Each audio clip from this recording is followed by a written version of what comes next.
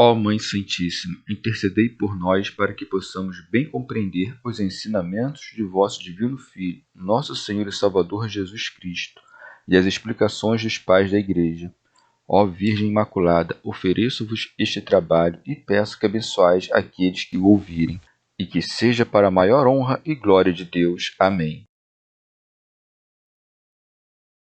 Senhor onipotente, purificai o meu coração e os meus lábios. Vós, que purificastes os lábios do profeta Isaías com carvão em brasa, e dignai-vos, por tal modo, purificar-me com a vossa misericórdia, para que possa dignamente anunciar o vosso santo Evangelho. Por Jesus Cristo nosso Senhor. Amém. Senhor, abençoai-me. Que o Senhor resida no meu coração e nos meus lábios, para que anuncie digna e convenientemente o seu Evangelho. Amém. Evangelho de Nosso Senhor Jesus Cristo, segundo São João. O testemunho de João. Este foi o testemunho de João quando os judeus enviaram de Jerusalém sacerdotes e levitas para o interrogar. Quem és tu? Ele confessou e não negou.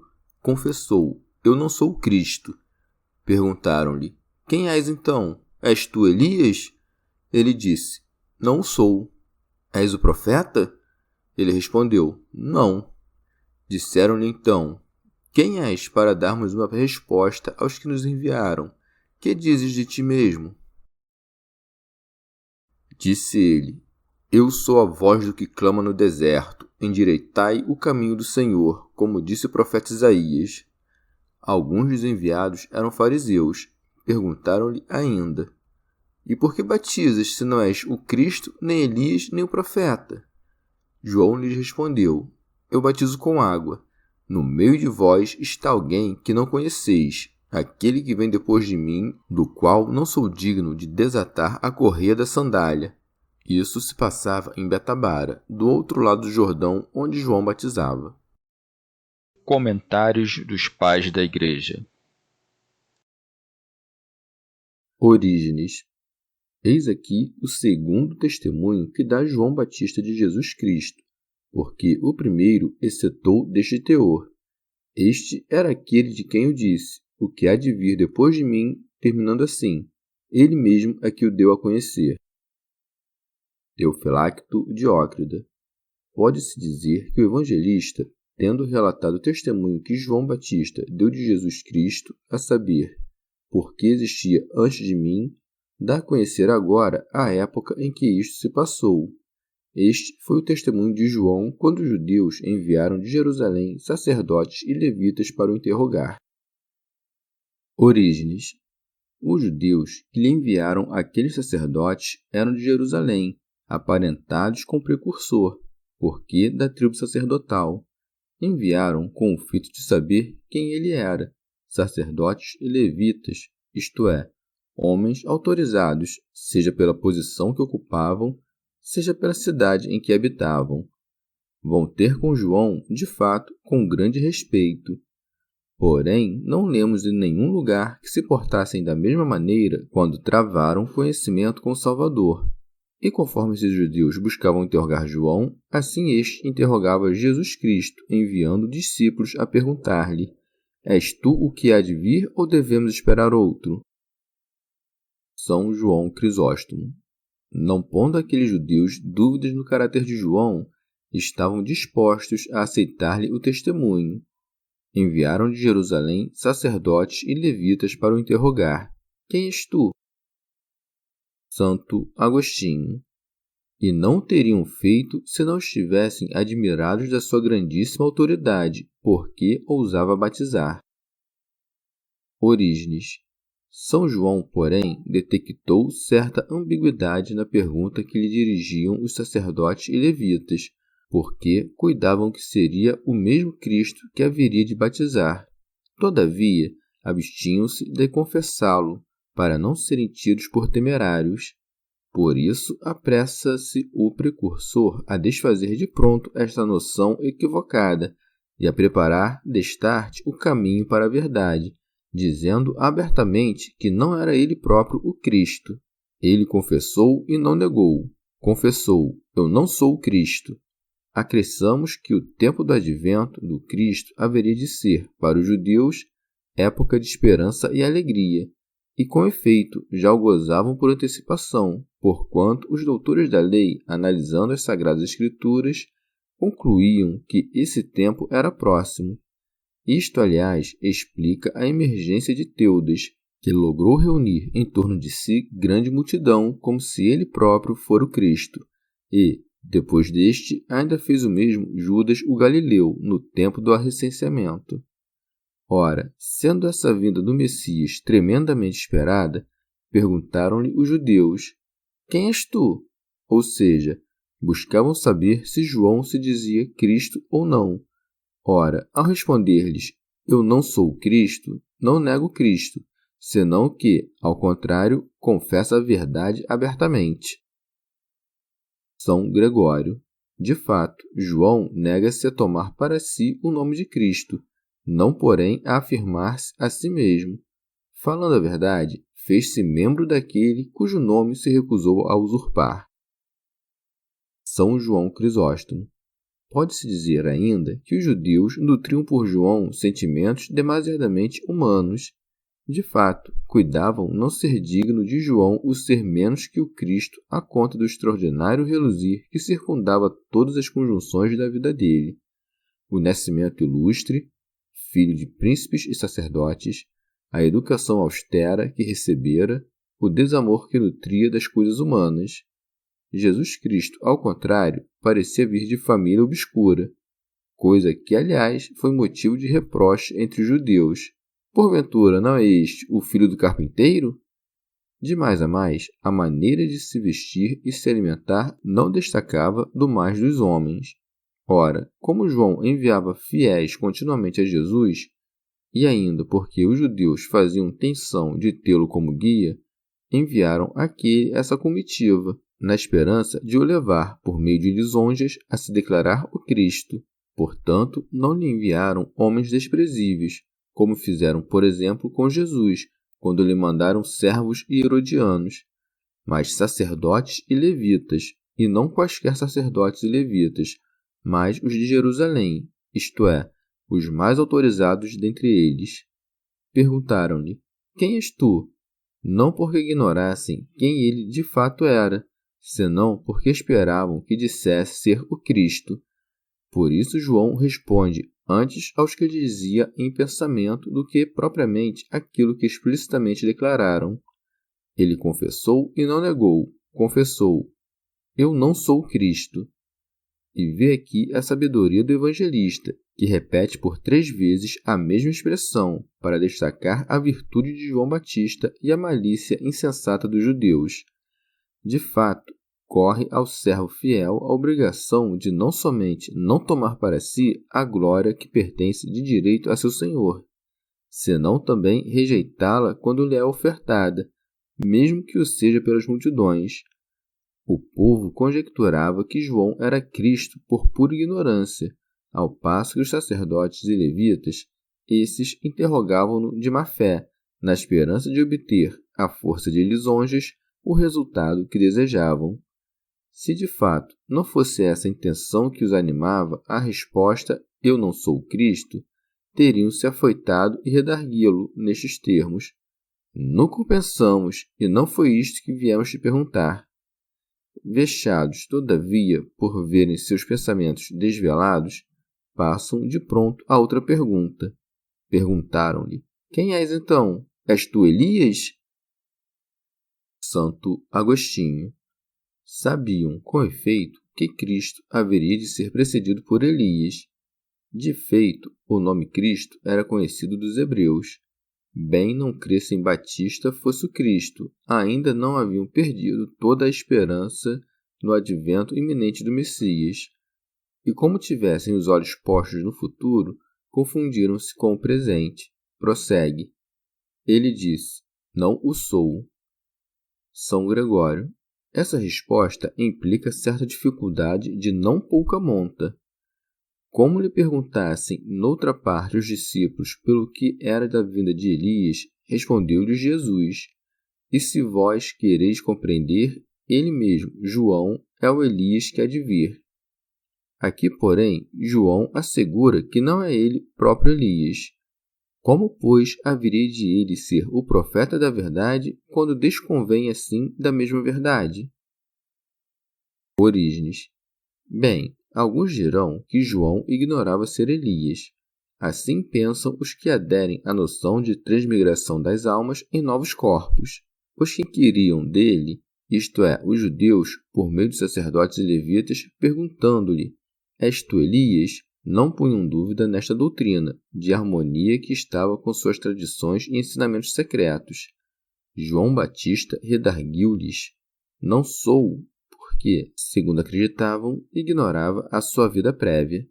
Mas como poderíamos supor que João, profeta pleno das luzes do Espírito Santo, que nos revelou tantas verdades acerca de Deus e de seu Filho unigênito, pudesse ignorar que a própria alma estivesse com Elias?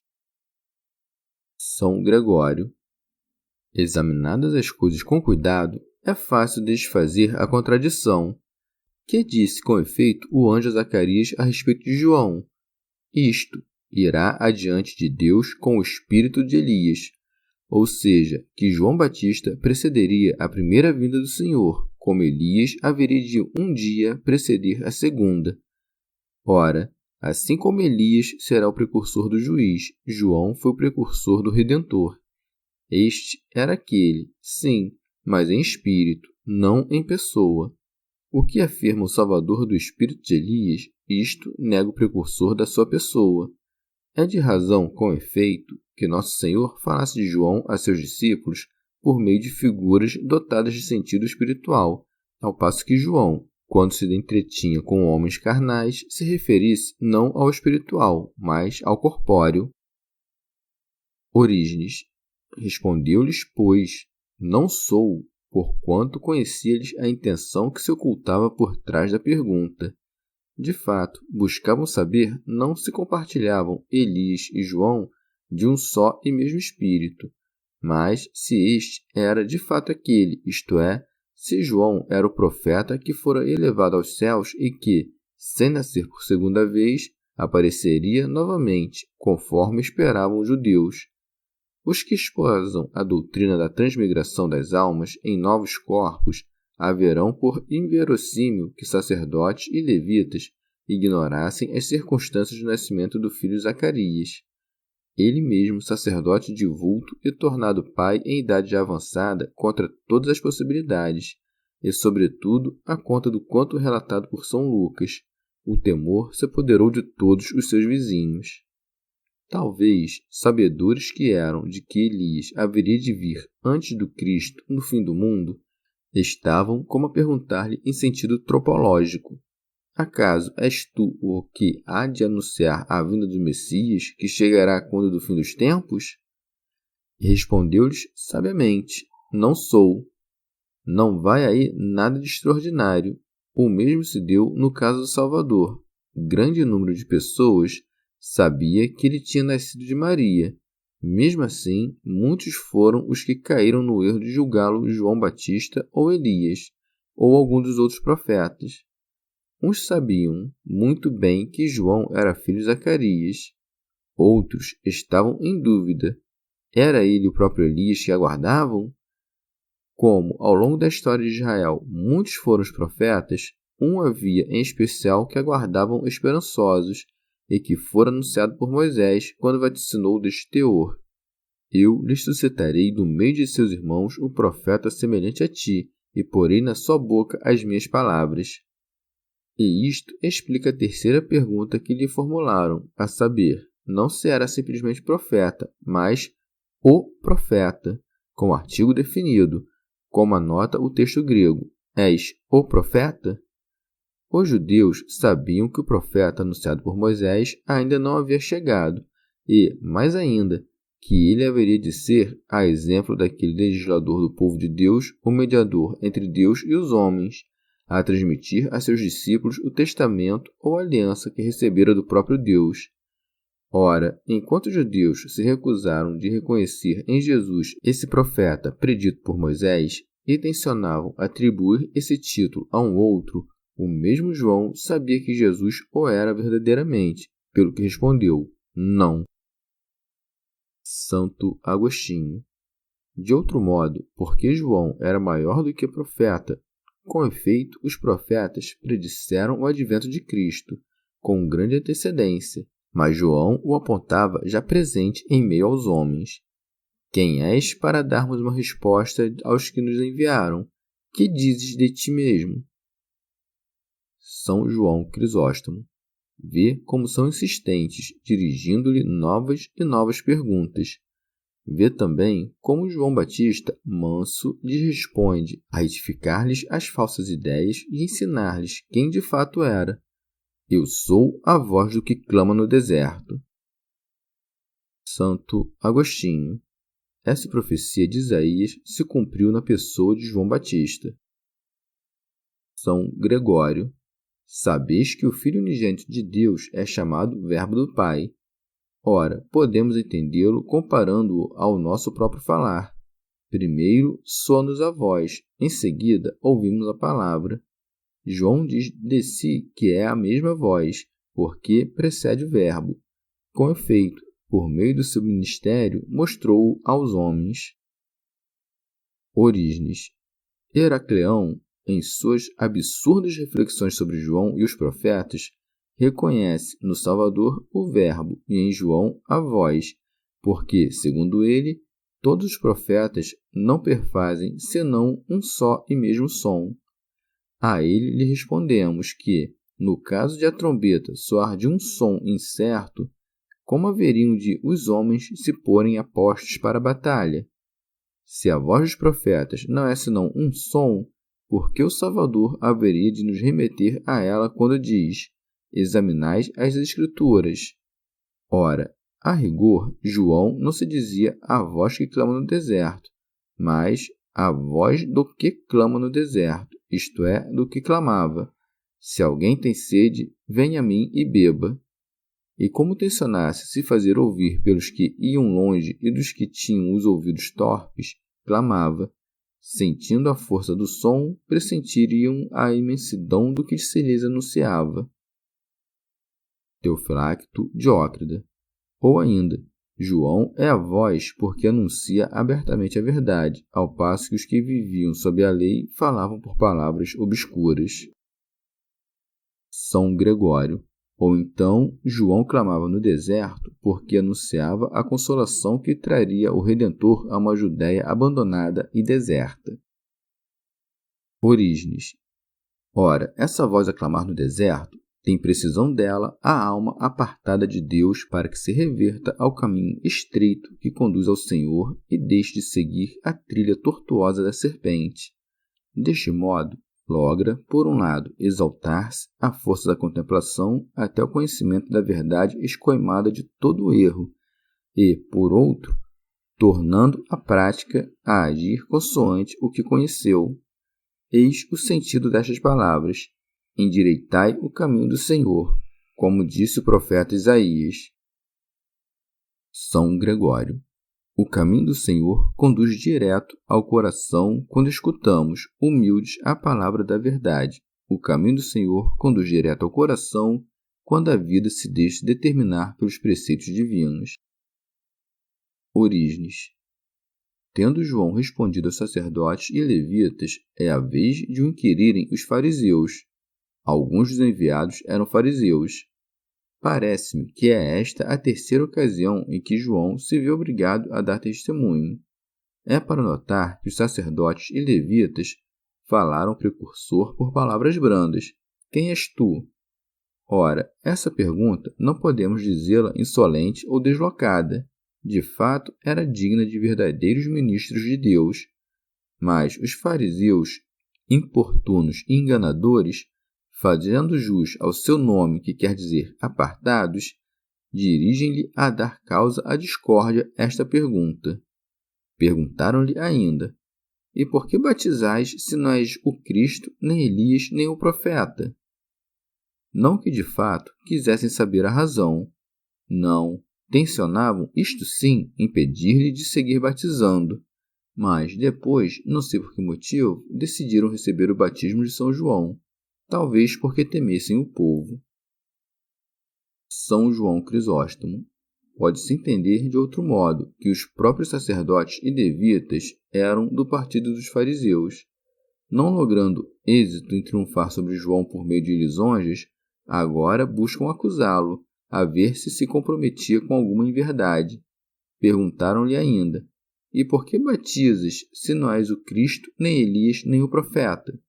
Como se fosse João insolente por batizar, não sendo ele Cristo, precursor ou profeta. São Gregório. Um santo, mesmo quando afrontado com perguntas maliciosas, não se diverte de sua bondade.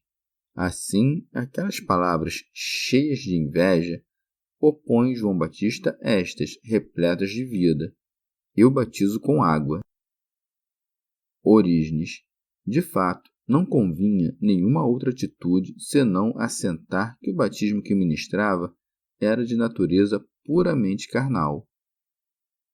São Gregório.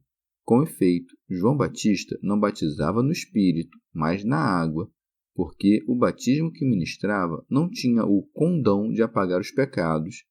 Limpava os corpos, sim, mas não purificava as almas pelo perdão. Então, por que o fazia, se não tinha o poder de remir os pecados? É porque estava a cumprir o papel do precursor. Assim como nascera antes de Nosso Senhor, assim também começara a batizar previamente ao Salvador. Como havia sido precursor do Cristo no anunciá-lo aos judeus, era justo que o fosse também no batizar, embora seu batismo guardasse um caráter puramente imitativo. E assim ia dando a conhecer o mistério de nossa redenção e o mesmo Redentor, que já se achava entre os homens, embora ainda oculto. No meio de vós está alguém que não conheceis. É que o Senhor, ao se manifestar por meio de um corpo sensível, fez-se visível fisicamente, mas invisível segundo a sua majestade. São João Crisóstomo. Falava desta sorte João porque o Salvador entremeava-se no povo, como um homem entre muitos, a nos ensinar a humildade. O trecho: Quem vós não conheceis diz respeito ao conhecimento perfeito, a se entender, por conseguinte, a natureza e origem de Nosso Senhor. Santo Agostinho. Como a humildade o ocultasse, fez-se necessário acender uma lâmpada. Teofilacto Diócrida. Ou esse estar entre os fariseus ocultamente indica a pretensão destes em conhecer as Escrituras. Nosso Senhor, nelas anunciado, estava de certo modo entre eles, isto é, nos seus corações, embora o não reconhecessem, porque as não compreendiam. Ou estava Jesus em nome deles como mediador entre Deus e os homens, para unir estes àquele, mas os fariseus não o conheceram. Orígenes. Ou de outro modo, após ter respondido a primeira parte da pergunta, a saber, como batizas, dizendo, eu batizo em água, passa a responder a segunda, se não és o Cristo, louvando a substância preexistente do Cristo. Esta, com efeito, é dotada de tão grande poder que, sendo a deidade invisível, é capaz de se fazer presente a todos e em todas as partes do orbe. Mas no meio de vós está quem? De fato, ele está em todos os ângulos do mundo, a penetrá-lo em cada uma de suas partes. A criação inteira não existe senão graças a ele, porque todas as coisas foram feitas por ele. Estava, portanto, também no meio dos que perguntavam a João Batista: Como batizas? Ou então, devemos entendê-los no sentido seguinte: ele está no meio de nós todos na medida em que somos entes racionais, porquanto a parte mais excelente das almas, isto é, o coração, está no meio do corpo. Portanto, os que carregam o Verbo dentro de si, mas que lhe desconhecem a natureza e origem ou a maneira como se fez presente neles, têm o Verbo no centro de seu ser, sem conhecê-lo. João, entretanto, o discernia, pelo que lhes diz: No meio de vós está alguém que não conheceis. Os fariseus que aguardavam o advento de Cristo não viam nele nada de extraordinário. De fato, o tinham simplesmente por um homem santo. Diz-lhes, no meio de vós, porque assim como o Pai permanece sempre imudável acima de todas as vicissitudes, assim também o Verbo está sempre pronto a nos salvar. Foi, aliás, para isto que encarnou e que se deixava ficar invisível entre os homens, e para que ninguém cuidasse que o Verbo invisível, a penetrar todos os corações e mesmo o universo inteiro, fosse diferente daquele que encarnou, manifestando-se sobre a terra, acresce João Batista, aquele que vem depois de mim, ou seja, manifestar-se aos homens após ele. É para notar que a noção de seguir aqui não encerra o mesmo sentido de quando empregada naquele discurso do Salvador, em que nos convida a segui-lo. Por um lado, Nosso Senhor nos ordena que o sigamos, a fim de lograrmos alcançar o mesmo Pai seguindo-lhes as pegadas. Por outro lado, João Batista tenciona nos dar a conhecer o objeto e fim da própria prédica. Veio com efeito a preparar os homens para que, por meio da fé, acolham ensinamentos mais perfeitos que os seus, pelo que acrescenta, aquele que vem depois de mim. São João Crisóstomo, como a dizer, não creiais meu batismo seja perfeito. Se o fosse, não haveria de outro vir após mim para batizar. O meu batismo não é senão preparação. Passará como sombra e imagem, dando lugar à mesma realidade, porquanto importa que aquele que virá anunciar a verdade venha depois de mim. Se o meu batismo fosse perfeito, não haveria necessidade de outro. Por isso, tomou cuidado de acrescentar: ele existia antes de mim, isto é, mais ilustre e digno de louvor. São Gregório. As palavras ele existia antes de mim querem dizer foi-me preferido. Vem após mim porque nasceu depois de mim, mas já existia antes porque acima de mim. São João Crisóstomo. Contudo, não queria João Batista dar margem a que pensassem que estava a comparar a excelência de Cristo com a sua própria, e para dar a saber a glória deste, acresce, do qual não sou digno de desatar a correia da sandália. Isto é, está tão acima de mim que não sou digno de ser contado sequer entre os últimos de seus servos, pois é um destes que desata-lhe a correia das sandálias. Santo Agostinho. Se João Batista se julgasse digno apenas de desatar-lhe a correia das sandálias, isso por si só já seria mostra de grande humildade. São Gregório. Ou então, entre os antigos judeus, quando um homem se recusava a desposar a mulher que se lhe cabia, aquele que, na ordem do parentesco, viria a assumi-la, deveria desatar as sandálias do primeiro. Ora, Jesus Cristo manifestou-se como esposo da Igreja. É, pois, com razão que João Batista se declara indigno de desatar-lhe as correias, como a dizer, sou indigno de descalçá-lo, porquanto não pretendo usurpar-lhe injustamente o título de esposo. Podemos entender essa passagem ainda noutro sentido. Sabemos que os sapatos são confeccionados a partir de animais mortos. Ora, o Salvador, tendo assumido a nossa carne, aparece entre os homens, os pés calçados, a unir sua divindade à nossa natureza mortal e corruptível. A correia das sandálias simboliza, pois, o liame desta misteriosa união. João Batista não pode desatar-lhe a correia das sandálias, porque, de si, não pode sondar o mistério da encarnação. De fato, parece dizer que há de espantoso que ele esteja posto acima de mim, ele que nasceu, é bem verdade, depois de mim, mas cujo nascimento me toca como um mistério insondável. Orígenes. Certo autor interpretou essa passagem da seguinte maneira, não desprovida de verossimilhança. Não sou importante ao ponto que ele, em meu favor, desça das alturas celestiais e se revista de um corpo mortal como de uma sandália. São João Crisóstomo. João Batista, muito oportunamente, anunciava com liberdade e publicamente as prerrogativas de Cristo. O evangelista nos dá a conhecer em que região o fazia. Isso se passava em Betânia, do outro lado do Jordão, onde João batizava.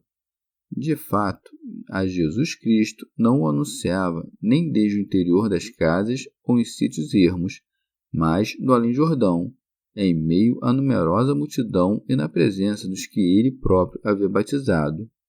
Algumas versões do texto registram em Betabara, porque a Betânia não ficava na banda de além do Jordão, e aliás nem no deserto, mas no entorno de Jerusalém. Glosa de São Tomás de Aquino.